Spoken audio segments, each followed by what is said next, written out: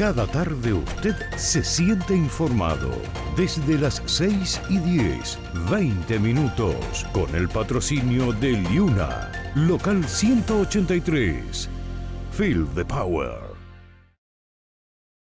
Cuando hay cambios en materia de inmigración, existen dudas. Cuando hay dudas, usted busca respuestas. Y para encontrar esas respuestas, Vilma Filici, Filici Immigration Services, especialista en inmigración, 416-482-1575.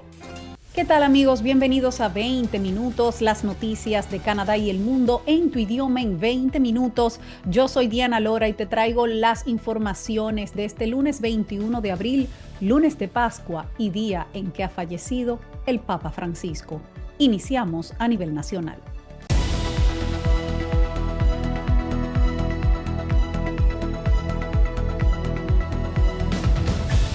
Todas las informaciones más importantes de este lunes giran alrededor de la muerte del Papa Francisco. Este lunes 21 de abril, tras una larga convalecencia, ha fallecido el Papa Francisco a los 88 años y esta tarde ha sido dada a conocer la causa de muerte. Francisco falleció a causa de un derrame cerebral e insuficiencia cardíaca irreversible, según informó el doctor del Vaticano, Andrea Arcangeli, en un certificado de defunción. Ese certificado, publicado hoy por el Vaticano, indica que el Papa entró en coma antes de su fallecimiento en la madrugada de este lunes.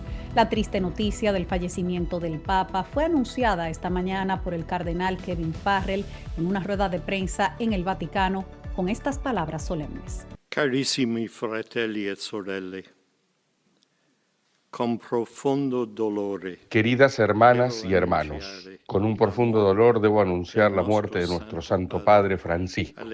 A las 7:35 de la mañana, el obispo de Roma, Francisco, regresó a la casa del Padre. Toda su vida estuvo dedicada a servir al Señor y su Iglesia. Él nos enseñó a vivir los valores del Evangelio con fidelidad, coraje y amor universal, y de manera muy particular a favor de los pobres y los marginalizados. Francisco había sido hospitalizado el pasado 14 de febrero por una neumonía doble que lo mantuvo durante semanas ingresado en la unidad de cuidados intensivos. Fue dado de alta el 23 de marzo y aunque los días posteriores no retomó todas sus actividades debido a su convalecencia, sí tuvo algunas apariciones públicas. La última fue precisamente ayer desde el balcón de la Basílica de San Pedro en el Vaticano para darle la bendición en el domingo de resurrección a la multitud que se había reunido en la plaza. La última fue precisamente ayer desde el balcón de la Basílica de San Pedro en el Vaticano para darle la bendición en el domingo de resurrección a la multitud que se había reunido en la plaza. Francisco dijo unas breves palabras en las cuales se pudo apreciar el esfuerzo en su voz cuando las pronunció. Vamos a escucharlo sin traducción para que puedan apreciarlo ustedes también. Cari fratelli e sorelle, buona Pasqua.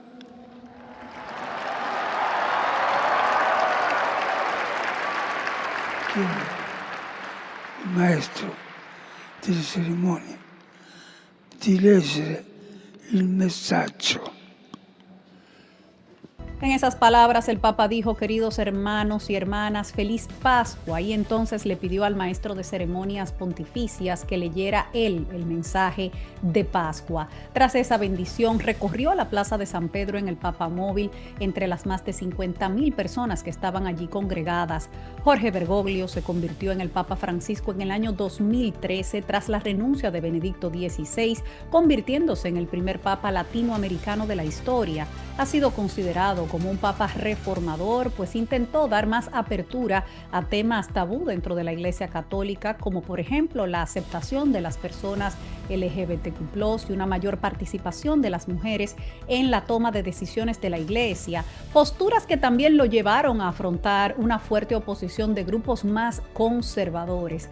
Ahora, por supuesto, viene todo el proceso de los funerales de Francisco y la elección del nuevo Papa.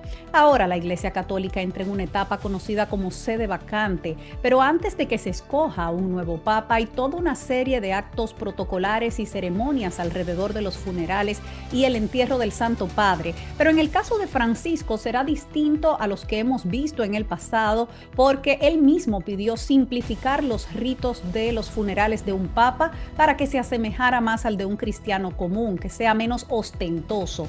Además, pidió ser enterrado en la Basílica Santa María la Mayor, su iglesia favorita, y será el primer papa en 150 años que no sea enterrado en la Basílica de San Pedro. En todo este proceso, el cardenal camarlengo o chambelán del Papa juega un papel fundamental. Actualmente ese cargo lo desempeña Kevin Joseph Farrell, el mismo que dio la noticia de la muerte de Francisco y que certificó el rito de constatación de la muerte del Papa, donde el Vaticano pues confirma la causa de muerte, que es el primer paso para dar inicio a los funerales. Es justamente al chambelán a quien le toca también sellar la residencia del Papa, y luego él y un equipo de 3 cardenales asistentes establecerán el calendario del funeral y el entierro. El periodo de duelo dura 9 días y el funeral debe realizarse entre el 4º y el 6º día después de su muerte y comienza con una misa solemne. Su cuerpo será expuesto para que los fieles puedan darle un último adiós en la Catedral de San Pedro, pero en vez de colocarse el ataúd sobre una plataforma elevada o catafalco, estará a una altura donde se podrá contemplar su cuerpo en un ataúd sin tapa. Francisco pidió un simple ataúd de pino en vez del ataúd de triple revestimiento que se utiliza con los papas. El entierro tendrá lugar el 6º día después de anunciarse su muerte, y el camarlengo preside también el entierro del Papa.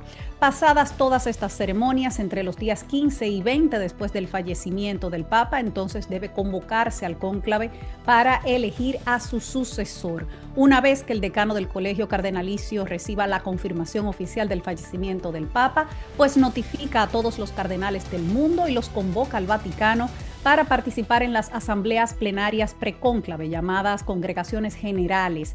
La presencia de los cardenales en Roma será esencial en este momento, ya que ellos son los únicos con derecho a voto. Y amigos, los líderes canadienses también lamentan la muerte de Francisco. Líderes canadienses de todos los partidos han reaccionado en el día de hoy a la muerte del Papa Francisco, y vamos a ver algunas de esas reacciones, empezando por la del primer ministro Mark Carney, quien es católico. Escuchemos a Carney.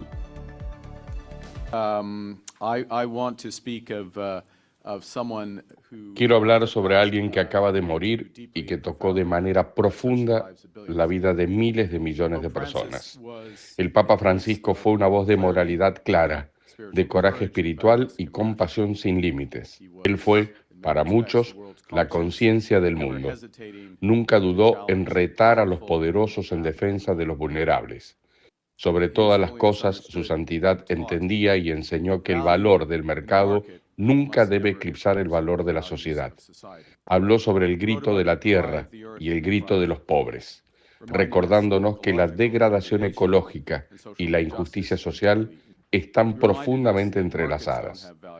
Él nos recordó que los mercados no tienen valor, la gente sí, y es nuestra responsabilidad cerrar la brecha.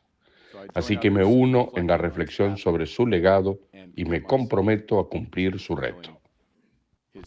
Y ahora vamos a escuchar al líder conservador Pierre Poilievre, así como también al líder del NDP, Jack Mencin.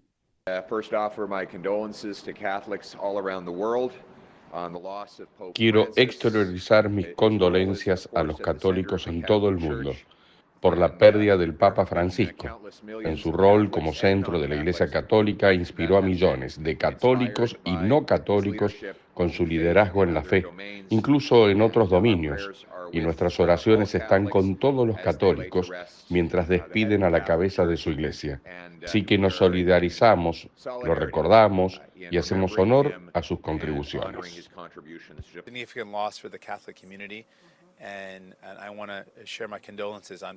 Es una pérdida significativa para la comunidad católica y quiero exteriorizar nuestras condolencias a nombre de los nuevos demócratas.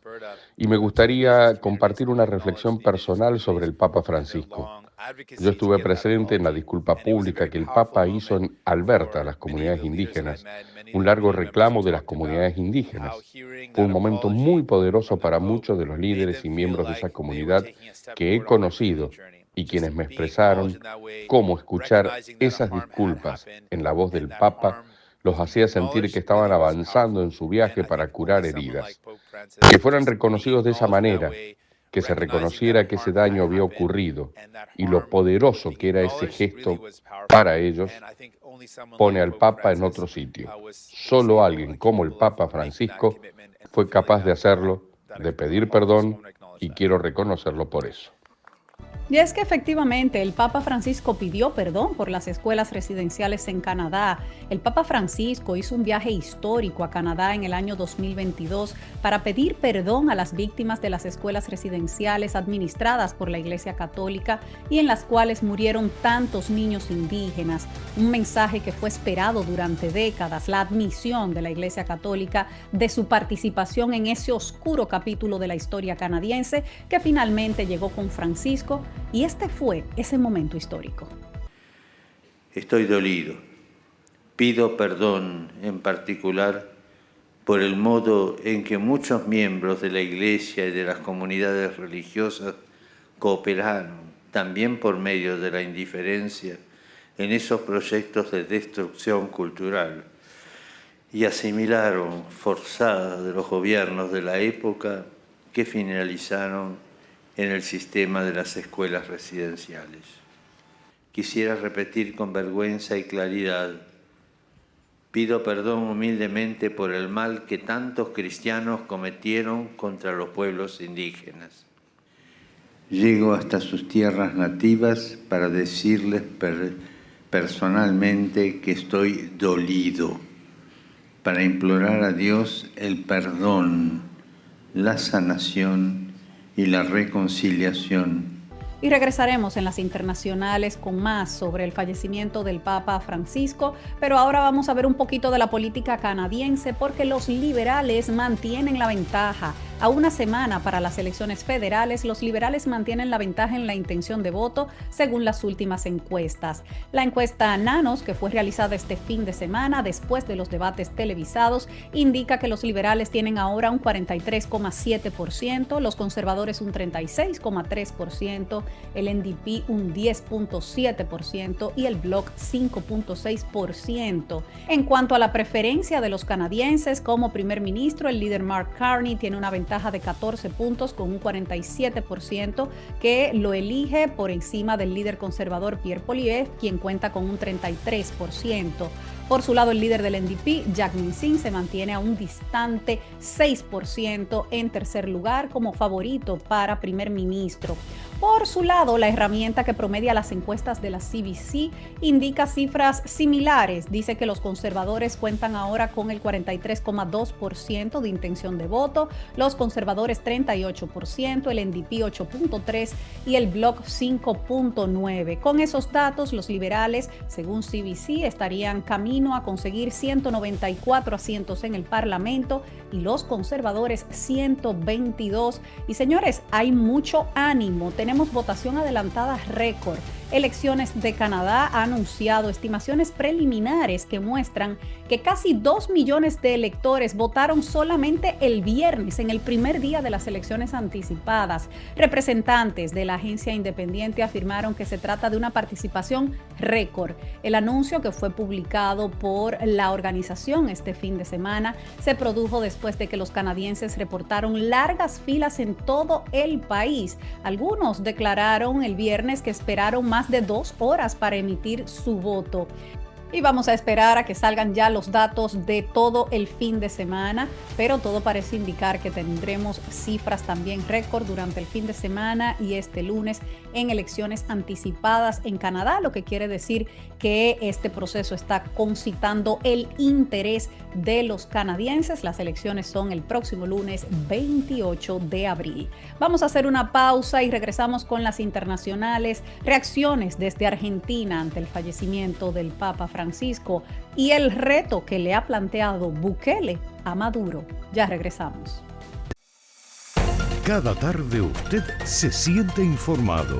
Desde las 6:10, 20 minutos, con el patrocinio de Liuna, local 183. Feel the power. Cuando hay cambios en materia de inmigración, existen dudas. Cuando hay dudas, usted busca respuestas. Y para encontrar esas respuestas, Vilma Filici, Filici Immigration Services, especialista en inmigración, 416-482-1575. En CSI Mortgages trabajamos para ti. Buscamos las mejores opciones de hipoteca para que pagues menos y disfrutes más. Fabián Brizuela, CSI Mortgages, experiencia y resultado a tu servicio. 289-236-2773. Estamos de vuelta en 20 minutos. Gracias por acompañarnos. Seguimos dando cobertura al fallecimiento del Papa Francisco y vamos con este tema en las internacionales.